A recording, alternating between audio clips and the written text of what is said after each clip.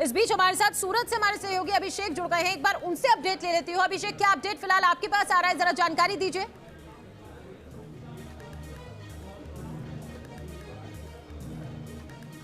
देखिए, सूरत की सभी 16 सीटें बीजेपी के खाते में चली गई है। पिछली बार एक सीट जो खांडवी की सीट थी वो कांग्रेस के कब्जे में थी, लेकिन इस बार वहां पर भी बीजेपी ने अपना कब्जा जमा लिया है। और खास करके दो बड़े चेहरे जो गुजरात की राजनीति में थे, मंत्री थे, फिर चाहे पूर्णेश मोदी हो जो टूरिज्म मिनिस्टर थे, पर्यटन मंत्री, वो 1,05,000 वोटों से चुनाव जीत गए हैं। वहीं दूसरी तरफ हर्ष संघवी, जिन्हें माना जा रहा है कि भविष्य में बड़ी जिम्मेदारी मिल सकती है, युवा चेहरे के तौर पर है, वो 1,16,000 वोटों से चुनाव जीत गए हैं।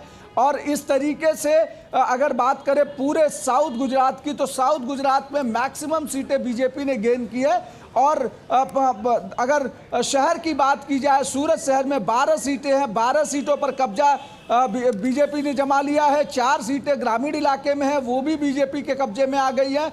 और 150 का आंकड़ा पार करना, यानी गुजरात की राजनीति में प्रो इनकम्बेंसी एक बार फिर से चली है। और मोदी और अमित शाह का जो होम पिच था, जो होम पिच, इससे पूरे देश भर में एक मैसेज जाता, वो होम पिच पहले से ज्यादा मजबूत हुआ है। और अब तक ऐतिहासिक जीत के तौर पर देखा जा रहा है, क्योंकि इसके पहले इतनी बड़ी जीत किसी भी पार्टी ने अब तक दर्ज नहीं की है गुजरात में। चलिए इसी मैसेज पर बात कर लेते हैं दर्शना जी से। दर्शना जी, जिस तरह से अभी अभिषेक ने बताया, साउथ गुजरात की बात करें, मैक्सिमम सीटें आई हैं बीजेपी के पास। सूरत की बात करें, 16 की 16 सीटें बीजेपी की झोली में आई है। बेहतरीन प्रदर्शन, क्या काम वहां पर ऐसा हुआ है जिस वजह से इस तरह का प्रदर्शन देखने को मिला है, और क्या एक मैसेज देने की कोशिश, क्योंकि ये जो जीत है ये ऐतिहासिक जीत है। पिछले चुनाव 2017 के चुनाव में भी सबकी नजर सूरत के ऊपर थी, जहां जीएसटी के कारण लोग जमीन पर थे, लोगों को वहां पे जो उनके लिए नाराजगी थी, लेकिन ये नाराजगी कभी हमारे मतों में परिवर्तित नहीं होती, बातचीत से समस्या हल होती है। हाँ। तो 2017 में भी यही हुआ, 12 की 12 सीट हम जीते। और इसके बाद में 2019 में ये चीज आगे बढ़ते हुए हम लोग 76% वोटों से बीजेपी में मैं सांसद के तौर पे 76% वोटों से मैं आगे बढ़ी।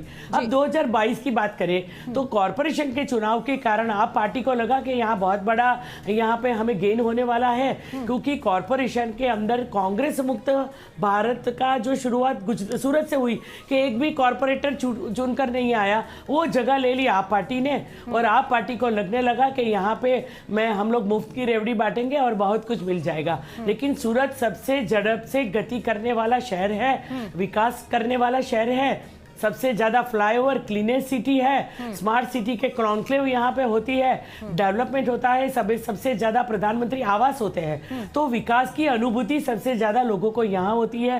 भारतीय जनता पार्टी के प्रति विश्वास है। कॉरपोरेटर, इससे आगे जाके एमएलए और इससे आगे जाके सांसद, सभी लोग पार्टी में जुड़ते हैं, जितने चुने हुए प्रतिनिधि है। इसके साथ में पन्ना प्रमुख से लेके ये चीज में हम लोग आगे बूथ तक हम लोग आगे बढ़ते हैं। जैसे प्रदेश अध्यक्ष CR पाटिल भी सूरत से है, मैं मंत्री होने के नाते मैं भी सूरत से हूँ, लेकिन हमारी सबसे पहली जिम्मेदारी अपने बूथ पे कैसे हमें सफलता मिले वो जानने की होती है। तो हमारी चुनाव की प्रोसीजर बहुत अच्छी होती है, एग्रेसिवली हम चुनाव लड़ते हैं, उसकी प्लानिंग करते हैं, और प्लानिंग के साथ में जो पिछले समय की कमियां होती है उनको समझते आगे चले जाते हैं। इससे लोगों का हमारे प्रति विश्वास बढ़ता है। और इसमें सबसे बड़ा पूरक आ जाते हैं हमारे प्रधानमंत्री, जो सबके लाडले हैं, हम सबके वरिष्ठ हैं, और ग्लोबली नहीं, हम लोगों के दिल में कब से बसे हुए हैं। क्योंकि जब वो प्रधानमंत्री के नाते नहीं, लेकिन सूरत में कभी भी आपदा आई, जब आप पुरानी राजनीति देखेंगे, यहाँ बाढ़ आई, प्लेग आया, धरतीकंप आई, तब भी प्रधानमंत्री हमारे बीच में खड़े होते हैं। तो उनके प्रति आदर करना, गुजरात की अस्मिता को आगे ले जाना, ये सब चीज़ों में हम लोगों ने बहुत सारे एफर्ट्स डाले हैं, जिसका परिणाम है ये पूरी सफलता हमें हासिल हुई है। तो लोकसभा में गुजरात के सूरत निर्वाचन क्षेत्र का प्रतिनिधित्व करती हैं, और ऐसे में आप वहां के विकास की भी बात बता रही हैं। चलिए आप रहिए हमारे साथ, हम आपके पास लौट रहे हैं। लेकिन इस बीच गुजरात में जो सीटें हैं उनका हाल हम बता दें। 158 सीटें आप देखें, बीजेपी यहां पर आगे है 158 सीटों पर।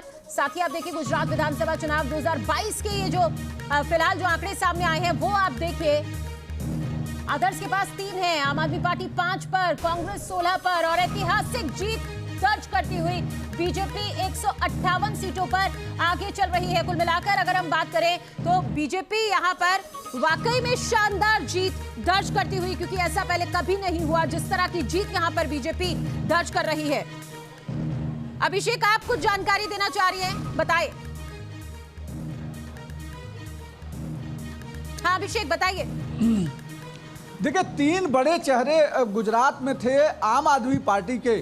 आम आदमी पार्टी के 3 बड़े चेहरे थे गुजरात में, वो तीनों के तीनों चुनाव हार गए हैं। चाहे मुख्यमंत्री पद के उम्मीदवार उनके हों, चाहे प्रदेश अध्यक्ष वो, या फिर पाटीदार आंदोलन में सहयोगी रहे अल्पेश कथेरिया रहे हों, 3 के तीनों जो बड़े चेहरे रहे हैं वो बड़े चेहरे तीनों चुनाव हार गए हैं और तीनों अपनी जीत के दावे कर रहे थे। सुबह अल्पेश से जब न्यूज नेशन ने बात की थी तो अल्पेश ने साफ कहा था कि वो वर्षा की सीट वो रिटेन करेंगे, वापस जीत कर लेकर आएंगे। लेकिन जब जैसे जैसे चुनाव आगे बढ़ते गया, 8 वोटों से वो एक बार लीडिंग पर थे, लेकिन 8 वोटों के बाद जब वो ट्रेलिंग में गए हैं तो करीब 14 से 15 हजार के लगातार ट्रेल होते गया और एक लंबे अंतर के बाद जीते हैं। एक महत्वपूर्ण चीज जो इस पूरे चुनाव के दौरान में देखी जा रही है वो ये कि पहले से ज्यादा हर विधायक को जो वोट मिला है, जो बीजेपी के विधायक जीते हैं उनको जो वोट मिला है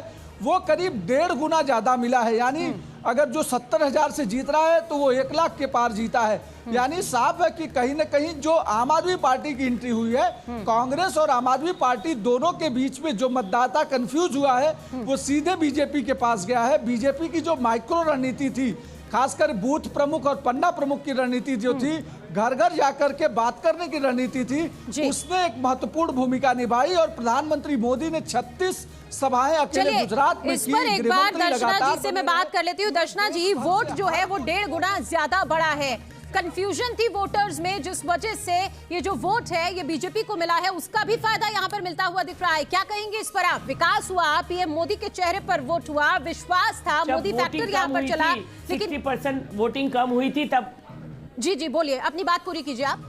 जब 60% तक वोटिंग हुई थी तब लोगों को लग रहा था कि यहाँ पे कुछ ना कुछ और होने वाला है, लेकिन हमें पहले से भरोसा था क्योंकि आप पार्टी जमीन पर नहीं थी, वो सिर्फ मीडिया में, सोशल मीडिया में या तो झूठ के वादे करने में थी। तो ये लोगों को पता चल गया था, क्योंकि गोपाल इटालिया हो या अरविंद केजरीवाल जो बार बार वहाँ चुनाव की प्रक्रिया में आए, पंजाब के मुख्यमंत्री आए, वहाँ पे रोड शो किया, वो रोड शो आपने दिखाया होता तो पता चलता कि उनके